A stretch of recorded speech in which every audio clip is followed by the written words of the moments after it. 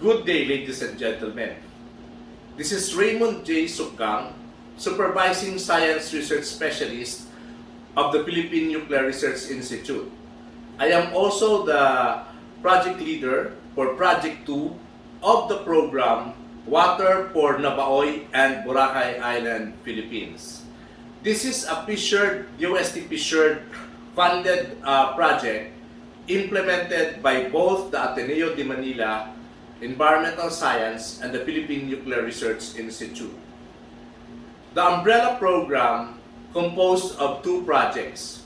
Project 1 is titled Water for Tourism, a science-based water resource monitoring and management planning guide for tourist destinations in the Philippines, and is being led and implemented by Dr. Maria Eileen Leia Guzman of the Ateneo de Manila University Environmental Science.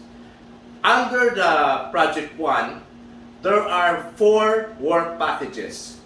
And in work package number 1, this is on the baseline data gathering in the Nabaoy Watershed and Boracay Island. Under this work package will be analysis of the quality and quantity.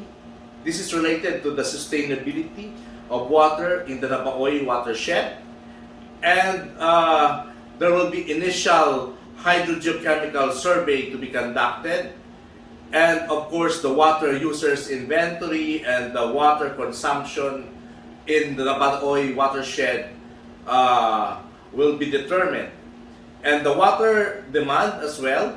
And this will be important inputs to the comprehensive land use program formulation of the area.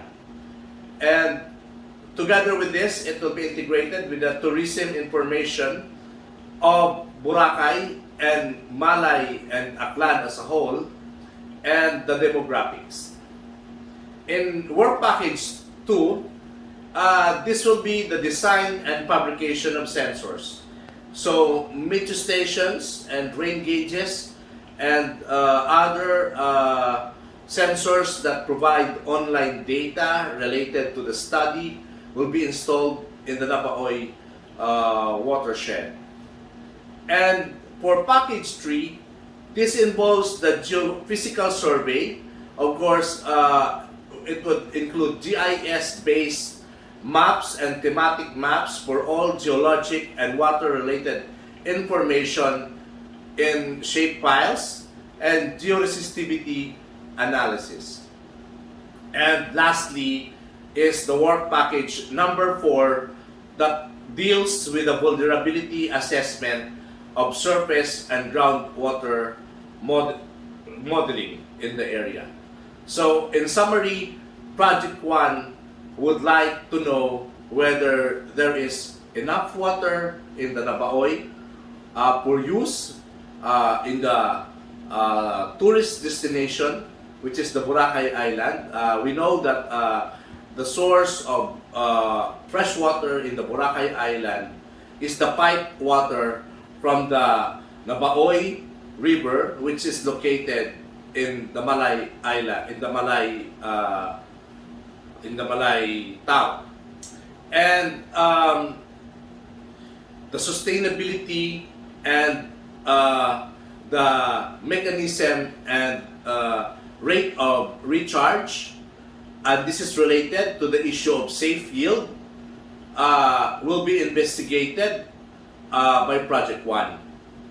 And to complement Project 1, the Philippine Nuclear Research Institute will be implementing Project 2. And this will be the hydrogeochemical characterization of water in the Nabaoy and groundwater in Boracay Island using nuclear, analytical, and stable isotope techniques. In Project 2, which is being implemented by the Philippine Nuclear Research Institute, we will be using nuclear techniques that uses both stable and radioactive environmental isotopes to trace the movements of water in the hydrological cycle, and particularly in the Nabaoy area. So I just want to make it clear that we will not be bringing radioactive materials to Boracay or to Malay or to Nabaoy. We will be using the so-called environmental isotopes, or the isotopes which are already present there. So the measurement of these isotopes can be used to investigate the underground source of water, to determine their source, how they are recharged, or the so-called mechanism and rate of recharge, and whether they are at risk of seawater intrusion or saltwater intrusion, and or pollution either from natural or anthropogenic sources, and whether they can be used in a sustainable manner.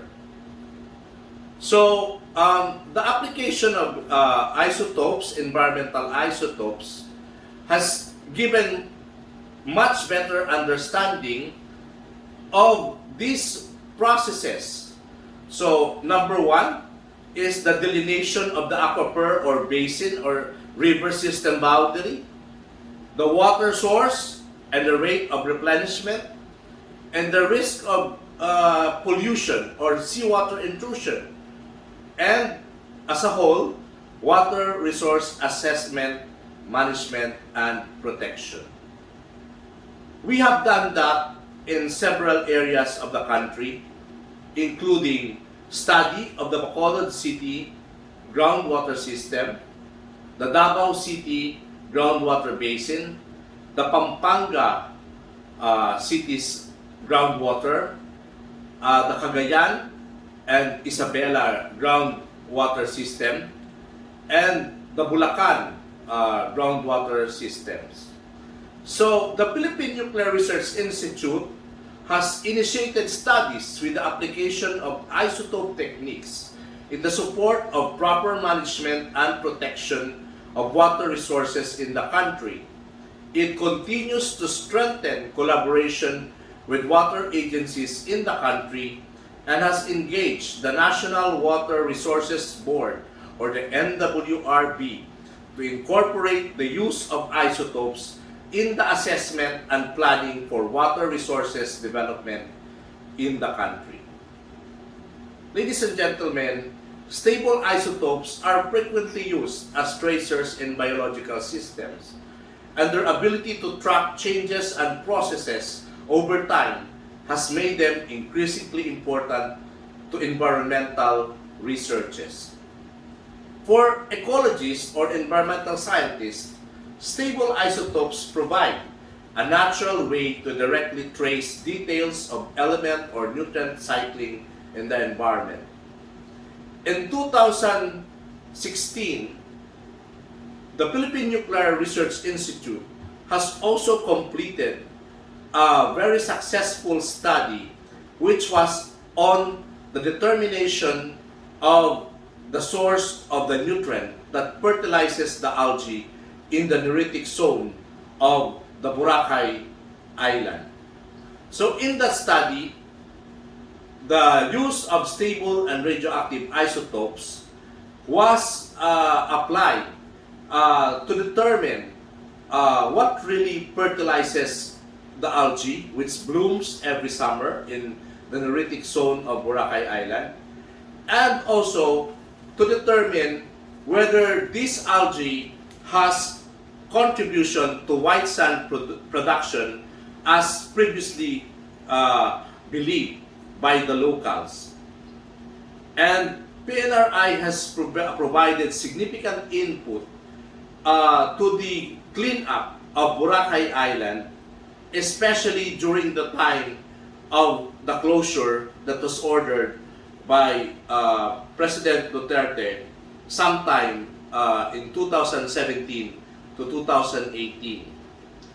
But so many years, many years have passed, and there is now need to reinvestigate Boracay Island's neritic zone. The closure for the cleanup was extended further by the COVID-19 pandemic, and this should have provided enough time for natural attenuation to take place. Natural attenuation is the process by which the environment is able to clean itself or to heal itself. So it's like also the human body. If the environment is in a good state, it will be able to heal itself. But if the environment is in a bad state, the pollutants or the nutrients may persist for a longer period of time. So we want to know whether the nutrient loading in Boracay Island is being decontaminated by natural processes. And the best way to monitor these processes is through the use of the stable isotopes of oxygen-18, deuterium, carbon-13, sulfur-34, and the radioactive isotopes of hydrogen, which is tritium. So we will be using, again, these isotopes and these nuclear techniques to determine whether there was significant denitrification or decontamination both in the neritic zone and whether these natural attenuation processes are also happening in the Nabaoy watershed.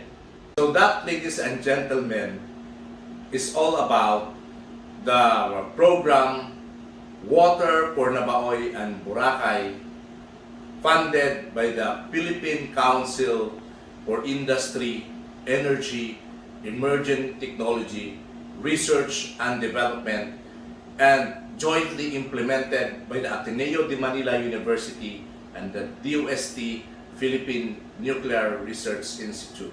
Thank you very much.